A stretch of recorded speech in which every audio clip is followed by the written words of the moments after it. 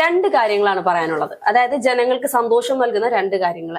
അതിലൊന്നാമത്തെ കാര്യം എന്ന് പറയുന്നത് ക്ഷേമ പെൻഷൻ കുടിശ്ശിക ഇല്ലാതെയാകുന്നു. ഇന്നത്തോടുകൂടി കുടിശ്ശിക എല്ലാം തീർത്തു കൊടുക്കുകയാണ്. ഇനി രണ്ടാമത്തെ കാര്യം, നവംബർ മുതൽ 2000 രൂപയിലേക്ക് ഉയർത്തിയ ക്ഷേമ പെൻഷൻ അത് 5 ദിവസത്തിനകം എല്ലാവർക്കും കിട്ടും. അതായത് 62 ലക്ഷം പേർക്ക് ആദ്യത്തെ കുടിശ്ശികയായ 1600 രണ്ടാമത് ഉയർത്തിയ പെൻഷൻ തുകയായ 2000 രൂപ ഉൾപ്പെടെ 3600 രൂപ 62 ലക്ഷം പേർക്ക് 5 ദിവസത്തിനകം കിട്ടും. പക്ഷെ ഇത് കൊടുക്കാൻ വേണ്ടി 1500 കോടി രൂപ കടമെടുത്തിട്ടുണ്ട്. അത് ആരെങ്കിലും പറഞ്ഞു? അത് ജനങ്ങൾ അറിയുന്നില്ലല്ലോ. അങ്ങനെയാണ് ഇന്നത്തെ കമ്മി സമൂഹം പറഞ്ഞുകൊണ്ടിരിക്കുന്നത്. കാരണം ഈ സർക്കാർ എടുക്കുന്ന കടങ്ങളൊന്നും പൊതുജനം അറിയേണ്ട ആവശ്യമില്ല. പൊതുജനങ്ങൾക്ക് അവരുടേതായ കാര്യങ്ങൾ നടക്കുന്നില്ല. പിന്നെ അവർക്ക് സർക്കാരിന് വോട്ട് ചെയ്താൽ എന്താ കുഴപ്പം എന്നാണ് അവർ ചോദിക്കുന്നത്. അല്ല, വോട്ട് കൊടുക്കുന്നതിന്റെ തലേ ദിവസം 2000 രൂപ വെച്ച് കൊടുക്കുന്നതിന്റെ ഔചിത്യം എന്താണ് എന്നാണ് അതിൽ ചോദിക്കാമല്ലോ. ഇപ്പം കഴിഞ്ഞ തെരഞ്ഞെടുപ്പിൽ തന്നെ ഇതേപോലൊരു സാഹചര്യമായിരുന്നു ഉണ്ടായിരുന്നത്. അപ്പം ഇലക്ഷൻ കമ്മീഷന്റെ പുതിയ നിർദ്ദേശപ്രകാരം നാമനിർദ്ദേശ പത്രിക സമർപ്പിച്ചു കഴിഞ്ഞാൽ അല്ലെങ്കിൽ ഇലക്ഷൻ ആരംഭിച്ചു കഴിഞ്ഞാൽ പിന്നെ ഈ പൈസ കൊടുക്കാൻ കഴിയാത്തൊരു സാഹചര്യമാണ് നിലനിൽക്കുന്നത്. അത് നിയമപരമായിട്ട് തടയാനുള്ള എല്ലാ വിധത്തിലുള്ള കാര്യങ്ങളും ഇവിടെ നിലനിൽക്കുന്നുണ്ട്. പക്ഷേ ജനങ്ങളെ സംബന്ധിച്ച് 2000 രൂപ എപ്പം കിട്ടിയാലും അവർക്ക് അത് ആശ്വാസമായിരിക്കും. അത് കഴിഞ്ഞ തെരഞ്ഞെടുപ്പിൽ അത് തടയാൻ ശ്രമിച്ചതിന്റെ ഒരു ഭാഗമായിട്ടൊരു തോൽവി നേരത്തെ കോൺഗ്രസ് മണത്തുകൊണ്ടായിരിക്കും ഇപ്രാവശ്യം അതിനെതിരെ കോൺഗ്രസ് ഒന്നും സംസാരിച്ചില്ല. അതെ, കാരണം ഇപ്പോഴത്തെ സാഹചര്യത്തിൽ ഇതിനെതിരെ എന്തെങ്കിലും സംസാരിച്ചാൽ ജനങ്ങൾക്കെതിരെ അല്ലെങ്കിൽ ജനങ്ങളോട് ഈ ഒരു വിരുദ്ധം, പ്രതിപക്ഷത്തിനെതിരെ ഒരു വിരുദ്ധത ഉണ്ടാക്കിയെടുക്കാൻ CPM-നെ കൊണ്ട് സാധിക്കുമെന്നുള്ള വ്യക്തമായ ബോധ്യം കോൺഗ്രസിനുണ്ട്. അതിന്റെ പ്രധാനപ്പെട്ട കാരണം നമ്മൾ കോവിഡിന്റെ സമയത്ത് കണ്ടതാണ്. കോവിഡിന്റെ സമയത്ത് പ്രതിപക്ഷ നേതാവ് രമേശ് ചെന്നിത്തലയായിരുന്നു ഉണ്ടായിരുന്നത്. അപ്പൊ ഒന്നാം പിണറായി സർക്കാരിന്റെ കാലഘട്ടത്തിൽ അന്ന് ഇതേപോലെ ഇലക്ഷൻ അടുത്ത സമയമായി. ആ ഇലക്ഷൻ സമയത്തിന്റെ കിറ്റ് കൊടുക്കുന്ന ഒരു സമ്പ്രദായത്തിലേക്ക് വീണ്ടും സർക്കാർ പോയി.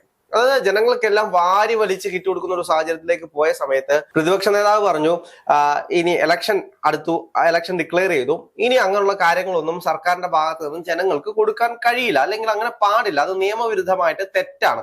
അതായത് ജനങ്ങളെ സ്വാധീനിക്കുന്നതിന് തുല്യമാണത്. കാരണം ഇലക്ഷൻ പടിവാതിക്കൽ വന്ന് നിൽക്കുമ്പോൾ 2 കിറ്റുമായിട്ട് എല്ലാ വീട്ടിലേക്കും കയറി ചെന്ന് അമ്മ ഇതാ കിറ്റ്, ചേച്ചി ഇതാ കിറ്റ് എന്ന് പറഞ്ഞ് കൊടുക്കുന്ന രീതിയിലേക്ക് സർക്കാർ പോയിരുന്നു. അപ്പൊ ജനങ്ങളുടെ ഇടയിലേക്ക് വീണ്ടും കൂടുതൽ കൃത്യമായിട്ട് കയറി ചെല്ലാൻ ഒരു കാര്യമായിട്ട് അതിനെ എടുത്തിരുന്നു.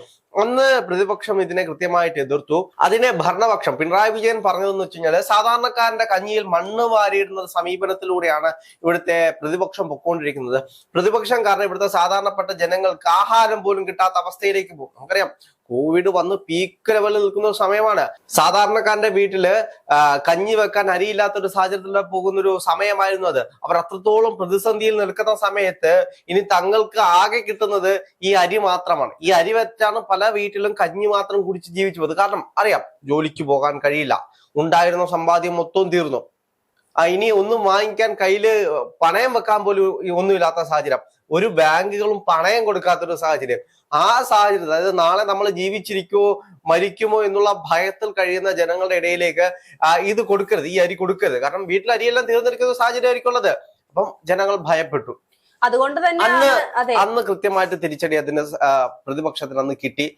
അവര് വീണ്ടും പ്രതിപക്ഷത്തിലേക്ക് പോകുന്ന ഒരു സാഹചര്യം ഉണ്ടായി. അപ്പൊ അത് വീണ്ടും വരാതിരിക്കാൻ വേണ്ടിയിട്ടാണ് ഈ പെൻഷൻ സമയത്ത് പ്രതിപക്ഷം ഒന്നും മിണ്ടാതിരിക്കുന്നത്. പക്ഷെ അപ്പോഴും പെൻഷൻ തുക ഉയർത്തിയതിന് പിന്നാലെ പറഞ്ഞിരുന്നു കുടിശ്ശിക നൽകി തീർക്കാനും അതുപോലെ തന്നെ ഈ ഉയർത്തിയ പെൻഷൻ നൽകാനും 2000 രൂപയോളം കോടി അല്ലെങ്കിൽ 2000 കോടി രൂപയോളം കടം എടുക്കുന്ന ഒരു സാഹചര്യം. ഇത് പക്ഷെ അടുത്തൊരു സർക്കാർ വരുമ്പോൾ, അധികാരത്തിൽ വരുന്നത് ഏത് സർക്കാർ ആയിക്കോട്ടെ, CPM തന്നെ ആയിക്കോട്ടെ, അല്ലെങ്കിൽ ഈ പറയുന്ന പോലെ UDF ആവട്ടെ, ഏത് സർക്കാർ അധികാരത്തിൽ വന്നാലും അവർക്ക് അതൊരു വലിയ ബാധ്യത തന്നെ ആയിരിക്കില്ല വരുത്തി വെക്കുന്നത്. അല്ല, കേരളത്തെ സംബന്ധിച്ച് കടങ്ങൾ ആവശ്യമില്ലാത്ത കാര്യത്തിന് കടം എടുത്തു കഴിഞ്ഞാൽ അതെന്നും ബാധ്യത തന്നെയാണ്. അപ്പം ഇൻഫ്രാസ്ട്രക്ചർ ഉണ്ടാക്കാൻ വേണ്ടിയിട്ടാണ് കടം എടുക്കുന്നതെന്ന് വെച്ച് കഴിഞ്ഞാല് അത് ബാധ്യതയല്ല. അതെ, അതായത് ഇവിടുത്തെ ഇപ്പൊ റോഡ് നിർമ്മിക്കാൻ വേണ്ടി കടം കൊടുക്കുകയാണ്, ബാധ്യതയല്ല. മറ്റെന്തെങ്കിലും ഇൻഫ്രാസ്ട്രക്ചർ അല്ലെങ്കിൽ മെട്രോ സിറ്റി അത്തരത്തിലുള്ള കാര്യങ്ങൾ രൂപകൽപ്പന ചെയ്യാൻ വേണ്ടിയിട്ട് അല്ലെങ്കിൽ ഉണ്ടാക്കാൻ വേണ്ടിയിട്ട് അല്ലെങ്കിൽ വലിയ പ്രൊജക്ടുകൾ ചെയ്യാൻ വേണ്ടിയിട്ട് കടമെടുത്തു കഴിഞ്ഞാൽ അത് നഷ്ടമല്ല, അത് നമ്മുടെ ഗ്രോത്ത് ആണ്. ഇപ്പൊ 5 കൊല്ലം കഴിഞ്ഞിട്ടുള്ള കൊച്ചി മറ്റൊരു രീതിയിലാകുമെന്നുള്ള ചിന്ത വരികയാണെങ്കിൽ അതിനുവേണ്ടി കടമെടുത്തു കഴിഞ്ഞാൽ അത് നഷ്ടമല്ല. പക്ഷേ ഇപ്പൊ സാധാരണപ്പെട്ട ജനങ്ങൾക്ക് കൊടുക്കുമ്പോൾ അത് അവർക്ക് കൊടുക്കേണ്ട പൈസയാണ്. അതായത് ക്ഷേമ പെൻഷൻ എന്ന് പറയുന്നത് അവര് ഇത്രയും വർഷം ജോലി ചെയ്തതിന്റെ പേരിൽ സർക്കാർ കൊടുക്കുന്ന ഒരു അംഗീകാരമാണ്. അല്ലെങ്കിൽ ഇപ്പൊ നമ്മള് ക്ഷേമനിധികളുണ്ട്. ക്ഷേമനിധികൾ എങ്ങനെയാണ്? അവരങ്ങോട്ട് പൈസ കൊടുക്കുകയാണ്. അവർ അങ്ങോട്ട് പൈസ കൊടുത്തിട്ട് അതിന്റെ ഒരു പങ്ക് വാങ്ങിക്കുകയാണ്. അപ്പൊ ഒരു സിറ്റിസണിന് കൊടുക്കുന്ന ഒരു അംഗീകാരമായിട്ടാണ് ഇത് കൊടുക്കുന്നത്. അപ്പം ഇതിനു വേണ്ടി കടമെടുക്കുമ്പോൾ അതൊരു ബാധ്യതയായിട്ട് തന്നെയാണ് സർക്കാരിന് പൊക്കോണ്ടിരിക്കുന്നത്. അതെ, പക്ഷേ ഈ എടുക്കുന്ന കടമൊക്കെ തിരിച്ച് എങ്ങനെ കൊടുക്കും? അല്ലെങ്കിൽ ഈ പറയുന്ന കടം എടുത്ത് കൂട്ടുകയല്ല. അല്ല, ഇതിനു വേണ്ടി മാത്രമല്ലല്ലോ. ഇപ്പം സാധാരണപ്പെട്ട ജനങ്ങൾക്ക് വേണ്ടി കടമെടുത്തു ഇരിക്കട്ടെ, ജനകീയ സർക്കാർ ആയതുകൊണ്ട് സാധാരണപ്പെട്ട ജനങ്ങൾക്ക് വേണ്ടി കടമെടുത്തു. പക്ഷെ ദൂരത്തിന് വേണ്ടിയിട്ട് സർക്കാരിന്റെ ഓരോ കൊല്ലമുണ്ടല്ലോ, 5ാം വാർഷികം, 6ാം വാർഷികം, 7ാം വാർഷികം, ഇതിനൊക്കെ എടുക്കുന്ന 4ഉം 5ഉം 10ഉം കോടി കടങ്ങളൊക്കെ സർക്കാർ എങ്ങനെ വീട്ടും? ഇതാണ് ധൂർത്ത് എന്ന് പറയുന്നത്. 50 കോടി 100 കോടിയും ഒക്കെ ചെലവാക്കി ഓരോ പരിപാടികൾ നടത്താൻ വേണ്ടിയിട്ട് ഒരു ആവശ്യവുമില്ലാത്ത. ഈ സർക്കാരിന്റെ ഇപ്പോഴത്തെ നീക്കം കാണുമ്പോൾ നമുക്ക് അല്പനർത്ഥം കിട്ടിയാൽ അർദ്ധരാത്രി കുട പിടിക്കും എന്ന് പറയുന്ന ഒരു പഴഞ്ചൊല്ലാണ് ഓർമ്മ വരുന്നത്. കാരണം തൊഴിലാളി വർഗത്തിന് വേണ്ടി കൂടെ നിൽക്കുന്ന സർക്കാർ, അല്ലെങ്കിൽ തൊഴിലാളി വർഗത്തിന്റെ സർക്കാർ എന്ന് പറഞ്ഞുകൊണ്ട് അധികാരത്തിലേറിയ പിണറായി സർക്കാർ ഇന്ന് പക്ഷേ മുതലാളിത്ത വർഗത്തെക്കാൾ മുകളിലാണ് അദ്ദേഹത്തിന്റെ പ്രവർത്തനങ്ങൾ കണ്ടേ, അല്ലെങ്കിൽ ആ ഒരു സർക്കാരിന്റെ പ്രവർത്തനങ്ങൾ കണ്ട് നമുക്ക് മനസ്സിലാക്കാൻ സാധിക്കുന്നത്.